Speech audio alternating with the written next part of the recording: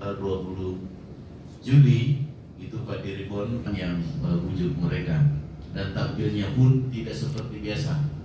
Pun kita tetap ada preskon juga karena permintaan padi itu akan tampil jam 11.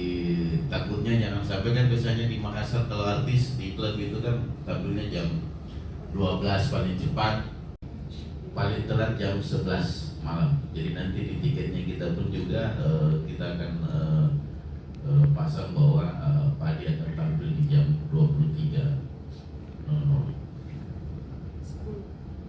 Sesuai ya, paling telat lah jam 11.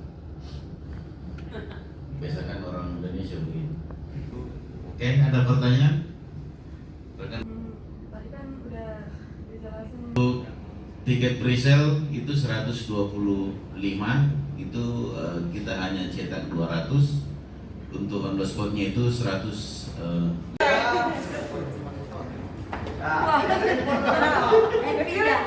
Daripada begitu dan coba-coba. Oke, sekali lagi. Sorry.